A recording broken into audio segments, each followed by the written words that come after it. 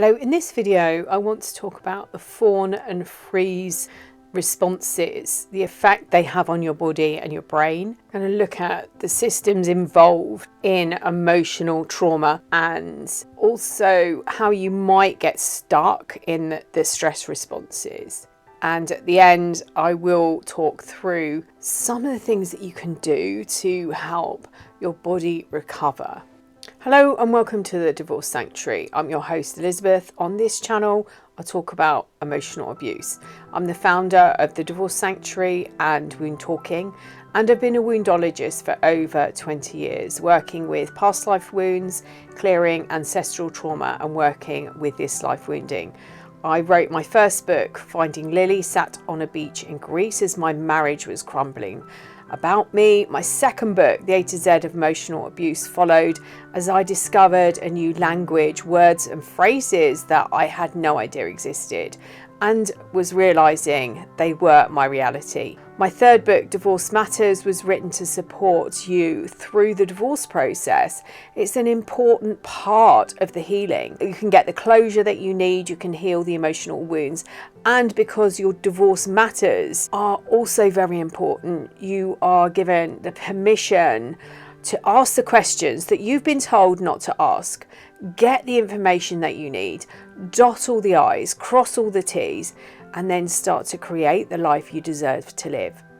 If you're new to the channel, please don't forget to subscribe and like and hit that notification bell. And if you're returning, welcome back and thank you. If you've been through or experienced during your childhood emotional neglect, perhaps parents with addictions or narcissistic parents or higher up on that narcissistic spectrum, or it might have been a combination, you've experienced trauma. When you experience trauma in childhood, usually our response would be perhaps fight or flight. In this video, I want to also talk about fawn and freeze. If there's danger, we might rise up and fight. If we can't do that, as possibly you wouldn't as a child, you'd be no match for an adult, you might go into flight, which is to run away, to take off, to leave. Again, that might not be something that you're able to do.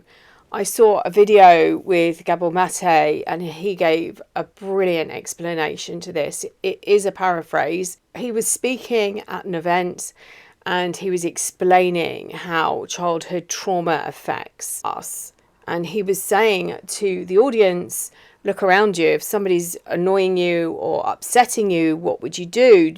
Would you turn to them and say to them, sorry, you're being quite rude? And they agreed that possibly they would. He said the other option would, if they didn't stop and they were being quite aggressive towards you or you felt quite threatened, what would be your other option? And they agreed that perhaps they could change seats. If that didn't help and they weren't able to do that, the other thing that they said they could do is leave their seat and leave the auditorium, taking themselves out of that danger, out of that threat. And he said, I ask you to now think about the same scenario from the place of a child. A child is not able to leave. They are not able to move out of an area or a situation or an experience. When we're born to survive. Our brain has the ability to keep us alive. It tells our caregivers that we're hungry, that we need attention, that we are dirty, we're tired, we need a hug. A child might not be able to or in a position to fight an adult, and they might not be in a position to take flight, to move out of that area. Two other things that we've got are freeze and fawn. So we've got 4 stress responses: fight, flight, fawn, freeze. When we freeze, we are still, we're small, we try not to take up space. We want to be invisible. We want to hold everything in, perhaps even stop breathing. It takes an enormous amount of survival energy to hold these emotions that we're experiencing beneath the surface. So what happens in childhood? When you're in an environment where there's no support network around you, you will experience trauma. You will learn strategies to survive. Our brains are wired to keep us safe, to keep us alive. You believe that being quieter, that you're invisible, and you have a better chance of survival. This is where I believe personally the empath is born. It's the same with fawning, which is another technique we learn. Your mind and your body are on alert at all times. You sense the change in atmosphere. You notice there might be a change in the way that somebody is speaking, the tone that's being used. But should we be under threat from the environment that we live in? Living in fight, flight, fawn, freeze is exhausting. Our nervous systems don't stand down. They don't get a break. And we can take this into adulthood. Living in the freeze response is like being in a prison. You're imprisoned in your own body. You might have left the abusive environment, but you still carry this prison around with you. You live in it 24/7. You can't get out of it. There's a disassociation. There's a disconnect. There's a lack of thinking clearly or of feeling alive. But you are alive. You're surviving. But you're not living with passion, you're not feeling a connection. The freeze response was initiated because you weren't in a safe place. And your subconscious mind feels this. So they recruit the nervous system and the autonomic nervous system. And they decide to protect you and disconnect you from what's actually happening around you. This would keep you alive. This isn't a conscious decision. So your subconscious overrides your conscious mind. It picked up that you weren't feeling safe, or it saw signs or signals. Knowing what's about to happen, it's removed you from that place. It hasn't removed you physically. Remember, you can't run away. It picked up that you weren't safe. It saw signs or signals. It knows exactly what's going to happen or about to happen. In a split second, it checks in and it realizes you can't get away. You can't fight. In Pete Walker's book, Complex PTSD, From Surviving to Thriving, he says emotional neglect typically underlies most traumatization. And parents who routinely ignore or turn their back on a child or on a child's calls for attention or a call for help, they're abandoning their child to unmanageable amounts of fear. And the child eventually gives up and succumbs to death-like feelings and helplessness and hopelessness. He goes on to say that trauma occurs when attack or abandonment triggers a fight-flight response so intently that the person cannot turn it off once the event is over. He becomes stuck in an adrenalized state. His sympathetic nervous system is locked on and he can't toggle into the relaxation function of the parasympathetic nervous system. One common instance of this occurs when a child is attacked or hurt, say by a bully after school. He may remain in a hypervigilant, fearful state until someone takes action to ensure him that he will not be re-victimized, and until someone helps him release the hyperactivation in his nervous system. So a more complete and accurate description of these responses or this instinct is fight, flight, fawn, freeze. I think in his book he says freeze, fawn. The complex nervous system wiring of this response allows a person in danger to react in 4 different ways. Fight, where a person may suddenly respond aggressively to something threatening. Flight, by fleeing or launching into hyperactivity. A freeze response is triggered when a person, realizing resistance is futile, they give up, they numb out into disassociation and or they collapse as if accepting the inevitability of being hurt. And a fawn response is triggered when a person responds to the threat by trying to be pleasing or helpful in order to appease or forestall the attacker. And traumatized children will often gravitate to one of these response patterns to survive. And as time passes, these structures help children to survive their childhood, but leave them with limited and narrow ability to respond to life. Even worse, they remain locked in these patterns in adulthood, when they no longer need them to rely on. Or if they do, they repeat the patterns in adulthood and they might revert to their chosen method of survival. The child finds a strategy to make their life less dangerous.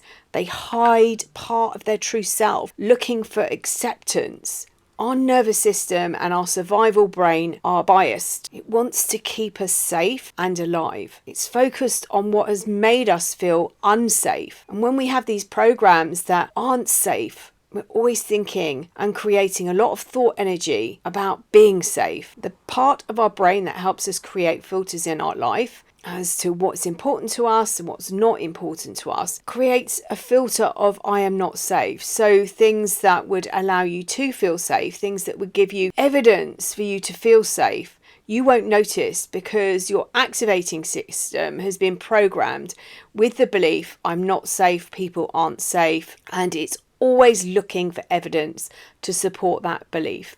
You have the past trauma that set up the beliefs. Your brain is programmed to keep them alive, and you're stuck in a chronic trauma response. Perhaps freeze, perhaps fawn. And this is why therapies like somatic experiencing, wound talking, original wound work are so helpful, because you're not talking about what happened. You're not talking about the trauma, which can be a really scary thing. You don't want to go through what you went through all over again. You don't want to re-experience this. You created a trauma response to stop you doing that. You learned that they've worked and they've been working for you all your life. You perhaps don't realize that you're stuck in that response 24/7. But with somatic experiencing, wound talking, the original wound work, what we're doing is we're actually talking about the emotions. And this then brings up sensations in your body, which we then work with and associate with the trauma that you've experienced. This isn't about re-experiencing the trauma. Your autonomic nervous system, your subconscious mind, your survival brain, the limbic network, they're all trying to keep you alive. And they don't care if you're happy. Their purpose is to protect you. And perhaps your protective self sort of gets stuck in that story. It has all the information and it repeats it. And it holds on to these stories as to why your beliefs are valid. So your focus is on the story and not on the wound. The wounds, these emotional wounds, land in the body like a physical wound, like a broken bone or a bruise or a fracture. And the wound is the pain of what happened. So the story can be scary. And why would you want to uncover a wound? And have you ever been in a position where you've hurt yourself quite badly? You know that you very possibly have a nasty flesh wound. It's covered up maybe with gauze or a paper towel or something that's soaking up the blood flow, keeping pressure applied to that area. And you feel the pain. You aren't sure what you've done. You don't really know whether you want to look at the wound or not. But when you do, it's not as scary, even though it might be horrific. It's not as scary as you believed it would be. These wounds are the same. These emotional wounds are the same. And I think talking therapies are amazing when you're trying to sort and process what's happened to you, to understand what your role was within that, to help you order the abuse. But these wounds, these emotional wounds, are like physical wounds. The trauma gets stuck. There are several important structures within the limbic system. The amygdala, the hippocampus, the thalamus, the hypothalamus, the basal ganglia, and the cingulate gyrus. The limbic system is among the oldest parts of the brain. In evolutionary terms, it can be found in fish, amphibians, reptiles, and mammals. The thalamus and the hypothalamus produce important hormones and regulation of thirst, hunger, mood. The basal ganglia is reward processing, habit formation, movement, and learning. And these are all involved in the actions of the limbic system. But two of the major structures are the hippocampus and the amygdala. When a person experiences a traumatic event, adrenaline rushes through the body and a memory is imprinted into the amygdala. The amygdala holds the emotional significance of the event, including the intensity and the impulse of emotion. A trauma loop can develop, and this is a cycle that develops in the brain when we're exposed to a traumatic event. When we encounter a potential threat, our limbic system responds in a stressful manner, and research has shown that during these traumatic events, the amygdala, which is the brain's fear center, contributes to the formation of denser than normal memories and the perception of time slowing down. And according to neuroscience, the brain stores traumatic memories in multiple locations, both in the thinking areas of the prefrontal cortex and the emotional regions of the amygdala and the hippocampus. So our trauma becomes multi-dimensional, so more destructive and potentially more difficult to process. So in somatic experiencing, in wound talking, in the original wound work, a session, what we would do is we talk about it, but what we're doing is we're bringing this into the body and addressing the trauma within the body. But I actually go further when I'm working with clients, and because this is something that's been held in the body for a while, it could be years, it could be decades, I work with tracking the events back through how it feels and the emotion. And this is the original wounding. Trauma is exhausting. You're always on alert, looking for the danger. I have really started to listen to my body and pick up when I'm around toxic people. I've got certain messages that come up. I was in a relationship once and I had this need to run all of the time. And I overrode that feeling. I turned off my intuition. I listened to what I was being told, that we're meant to be together, we're soulmates. And I was told that it was due to my trust issues from other relationships. That trust issue was one that was recycled into an accusation later on when I was picking up things weren't actually as I was being told, or I was discovering elements of my life weren't as they should have been. Living in a trauma response depletes your energy. Your brain is so focused on survival, it loses the ability to think and it shuts down. And this is one of the reasons that I say stay out of your head. And another reason is that it's been tricked into believing the words and the statements that were spoken to you continuously on a loop you believe is the truth. And this can start in our childhood. In fact, the majority of it does. How would an abuser have the access to your brain if you didn't believe that this wasn't abusive? If you were being really honest with yourself, you possibly didn't see this as an abusive relationship. As I said, it starts in our childhood. During the first 7 to 8 years of our lives, we live in a theta state, which is a hypnotic state. And in this place, we believe everything that we're told to be the truth. And for a deeper explanation as to why I say up until 8, I will put a link into the Mindfuckery podcast in the notes, where I explained how I came to say this, and not, as everyone else says, it is 7. Your limbic system is an ancient collection of brain structures located deep within the brain. The emotional part, the process that senses and smells and stores emotional memories. It affects everything: our sleep, our appetite, our moods, our sexuality, our bonding. By using grounding techniques that are also calming, we can help reduce the symptoms of complex post-traumatic stress and post-traumatic stress, other trauma-related disorders. I personally suggest grounding, box breathing, and honest conversations. Other things you can do are yoga is really good because you're in contact with your body. You're feeling within your body. Movement and dancing and walking do the same. Guided meditation is great as you're following instructions.